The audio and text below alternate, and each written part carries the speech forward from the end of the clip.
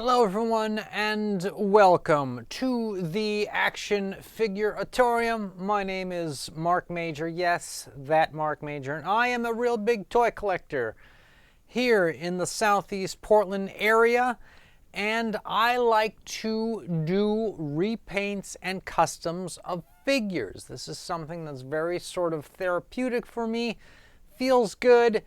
And sometimes you get results that are kind of cool. And today's video is just one of these repaints. I'm going to take you guys through my process, one step at a time, from the paints I'm using to how I've laid this whole thing down, on a kind of obscure action figure from an indie comic called CyberFrog. This is the comic that Ethan Van Sciver does. This is something he started in the 90s as an indie comic, and then he went to go, after learning his craft, the 10,000 hours, he went to go work for the big leagues, the DC Comics, the Marvel Comics, but he decided to go indie sometime around 2016, and he decided to bring this character back and start doing crowdfunds for his comic books. And then he crowdfunded some action figures of the figure.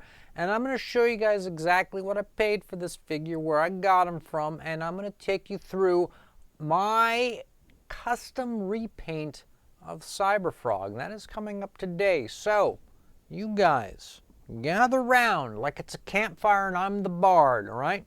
Strap on your layer like it's a Slayer show and hold on tight.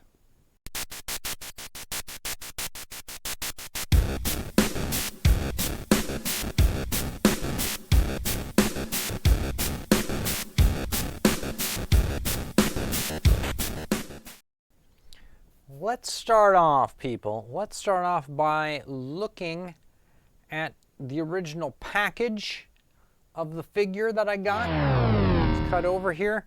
So this is the CyberFrog. This is wave 1. This is the bloody variant. And also of note, look at these two little on our left here. Look at these couple friendly guys that I have in the wings looking on. They might have to come back at some point and have their own video. So, to this CyberFrog character, who I believe, now I don't read the comic, okay, let's be honest, don't read the comic, but I believe the story of CyberFrog is that it's some sort of alien being that arrived on Earth, crash landed, kind of like a Superman story, and then it sort of merged with the first life form it could find, which happened to be a frog. And then it mutated into this sort of cybernetic frog, where it's a frog body, a robot body, but the brain of an alien. I don't know. I think that's what it is. His name is supposedly Trick Ron. I don't know if that's how you say it, but I'm just giving you the nomenclature that's in front of me there. So this is actually what the packaging looked like. And I got to tell you guys, the packaging on this figure for an indie toy, a cat who hired some people to make all this stuff for him, it's all sort of done in-house, didn't license it out to loose collector, which I recommend to a lot of these indie guys. Billy Tucci does it. Brian Polito does it. It's kind of a best practice. If you're a comic book creator and you've got like a sort of well-known figure, probably dating back to like the 90s, like a Lady Death, like a She, right? It's good to maybe have an action figure company license it out. This cat, Ethan Van Sciver, he likes to do it himself. He likes to hire his guys and they produce all the stuff for him, right? Because he's a very hands-on sort of cat when it comes to this. So the packaging on this looks pretty dang good. The way this is put together and the box and everything, I think it's really well done. Now, how did I arrive at this figure? What was the price I paid for it? Why am I repainting it? Okay, so reason why I'm repainting this is because it's the bloody variant. And the bloody variant, let's be honest, looks terrible. This blood splatter, I hate that, stupid. But the reason why I got the bloody variant is because, and I'm going to show you my order from Big Bad Toy Store. Remember them? Does anybody remember Big Bad Toy Store? They're still in business, okay? In case you've forgotten. Click over here. I paid, check this out, people. I paid $20 for this figure plus the $4 flat shipping, 24 bucks for this guy. And here is what he looks like on the spinner. Check that out. He's very silver, very crispy. Don't dig the blood on him though. Don't dig the blood. Let's look at some more poses of the figure. There he is doing his thing. There he is doing his thing. And there he is doing some other stuff. So it's, you know, when painting this, I had it in my hands for many hours, right? Holding it, posing it, moving the arms and stuff to get underneath and whatever. This is a really well-made figure as far as like the articulation goes, the sculpting, all the pivots and hinges and stuff. This is a really good action figure. This is something that's actually pretty quality. I was pretty shocked at how well made this is. Also, it comes with 2 extra heads, extra hands, some terribly stupid gun. Comes with all that stuff. Okay, so first step of the process, people. Primer it. And there's the stuff that I use from Rust-Oleum, plastic primer. It's got a chair on the front. Half the chair is brown, half the chair is white. That is the stuff that will stick to anything. If you have to repaint a Barbie doll head, right? You know that squishy plastic where you paint and it's like it never dries and it's always gets on your hand. Use the Rust-Oleum plastic primer with the chair on it. The half brown, half white chair. That stuff works. I use it all the time. Kind of expensive now. Used to be cheap back in the day. Recommended. If you're in like some sort of a Home Depot or something like that, Ace Hardware, and you see a can, buy it. You will not regret it. All right.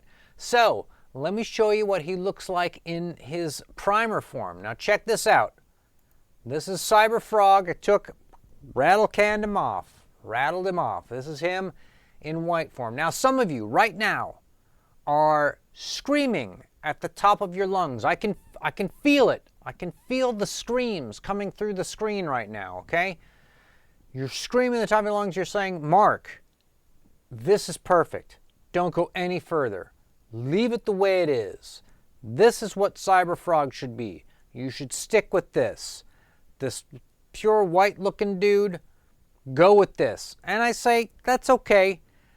I can always go back to this. If I don't like the way I painted, we can always return to this, okay? Don't worry about it. But I start with this primer first. And also, when you're repainting it, there's a spot in the process where there'll be a little bit here that's white, a little bit here that's white, a little bit here that's white. You can actually see the spots that you miss. It sticks out when it's white and makes it quite easy to find. Now, let me go through the paints I use step by step and let you guys in on how I do my repaints. So here he is. By the way, for a while I lost the head to this thing. I don't know, I put it somewhere, I was like, I'm gonna lose it, and then I lost it. So here's what we got. I start with, we're gonna do the body, the torso, the arms, and the hands, right? I start with this Army Painter War Paints green skin, which is something that they made so that you could paint orcs, okay? So they don't call it orc skin, it's called green skin, right? So I use this, I put this down as a dark base, and then, check this out. This is some weird cheeseball, cheap acrylic paint that there was like, at Goodwill, there was a set of 6 of these, some brown, some tans, a black, a green, etc. like this. So it's just some cheap acrylics, kind of dollar store stuff. 6 of them for 99 cents. So I use this, and you look here, I went over the green skin with this, and that gives me, you know, you kind of slop it on, it gives you some shadows underneath, it gives you some definition, it's not just a single color. It works. Do the dark tone with the lighter tone on top of it, it looks great, especially in the back. Let's see, can we see the back of them? Look at that, it looks amazing. Okay. Other things that we're doing to this guy, the pauldrons. The pauldrons, the shoulders, I want it to look like armor. So I used the Citadel color, it's color spelled wrong because it's the English spelling. Iron Warriors is what I used, okay? I got some rattle can irons that actually look a little better. I use this on the pauldrons and those weird spiky things. We're going to talk about those spiky things at the end. I also decided to do the knee pads, because that's kind of his armor, and I did ended up doing the fingertips, ended up doing the toe tips, and ended up doing sort of this little iron piece in here. I made this iron, okay? And then for the belt, I ended up with this, I used this Citadel color, what is this called? Skorax Bronze, I think is what I used. I used the Skorax Bronze on his belt, and I ended up using it on all the round little knuckles on the toes and the feet, right? Okay, so at this point, I'm going through, I'm painting this guy, lost the head. And I realized that I need 2 more colors on this figure for, there's parts that have these kind of scales, and then there's parts that are kind of long. And those are like the scales are on the thighs and the long parts are on this cat's wrists and hands, that sort of thing. So here's what we end up doing. I use this stuff, speed paint, polished silver. I use that on the thighs and you know, below the knees, looks great. I used this from Citadel Color, Canoptic Alloy, because I wanted something that wasn't the bronze, wasn't the iron, wasn't the silver, but looked metallic. I used that on all the other pieces, the long pieces, etc. And I also, if you notice, I found the head, and look, it took me a day of looking in every goddamn little plastic baggie and little tray and boxes and tubs. It's not good. The Atorium is full of crap. It's hard to find stuff. Anyways, I used this old Game Color orange that I had, and I used it for the eyes. Why? Because frog eyes most often are orange. And I thought, you know what? That sounds cool. So check this guy out. Here he is. Right? And a little orange on the back. And I'm at this point now where I'm showing you where I paint in as much as I can, but I gotta get out the little tiny brush to do in between the fingers and in between the bits. And so this is what I'm talking about, where you can see where you missed with the white spots. So you see I still gotta do the white spots on the hand. Okay. Now, let's go to the next one. Here he is finished. Now I have to tell you, after I painted everything in, I go back, and I didn't do this on the body. I left the body the way it was, okay? Let's give this guy rotation. I went and I took this dark tone, and I filled in all the armor bits to put a wash so that all that little armor would pop. And look at that. Doesn't that look amazing?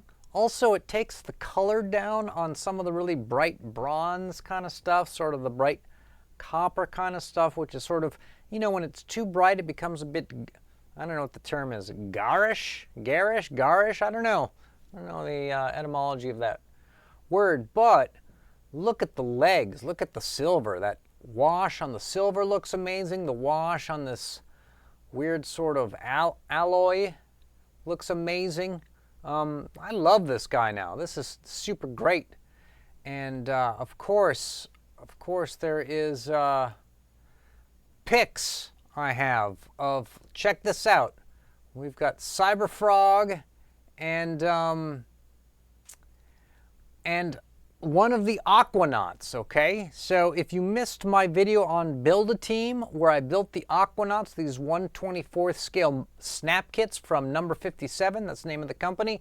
We made a frog, we made a shark, we made a koi fish, and they're all in these like little mech suits. And I painted them so that they all look like they're all kind of iron and bronze and copper and stuff like this. CyberFrog is now one of these aquanauts, and this is his buddy. This is, to me, I think of CyberFrog as Don Quixote, and I think of this little guy as Sancho Panza. I believe that was the character's name. Look, there they are. Look at that. He's a little bit out of focus, but they're coming at you. They're coming at you hard. So yeah, look at this guy. See? He's a hero. This is, friends, it's the real CyberFrog here. Number 57 kits. There they are, dude. That's my team, my frog team. Big dog and little dog. Big frog and little frog. Kind of a home run. Sort of a winning combination. So, that is the CyberFrog repaint. Also, gotta say that action figure for 24 bucks, 20 bucks plus the $4 shipping. Came with a really fantastic stand with one of these, so you can put your CyberFrog in all sorts of crazy poses. It's quite a value. Some people pay, you know, from Bandai for these types of stands. Some people pay 10, 15 bucks for the stand alone. So not a bad deal. Anyways, would love to hear what you guys think of my repaint of CyberFrog. And I know you're all like, oh, could you just have left it all white? Yes, I could have. And if I get another one, maybe we do the white version. But I think that this is really the way to go. I love this guy now. We're going to see if we can get him into some cool action figure photography. He's maybe going to go out and have to work the swamps as far as the camera goes. You know what I'm saying? So thanks to everybody who made it this far into the video. I do appreciate it. Like, subscribe, of course, on your time, when you've got some free time and you're just kicking around going, oh, what could I do? I could like it, subscribe. Yes, you could. You could do that. But in the meantime, me and you people, stay charged.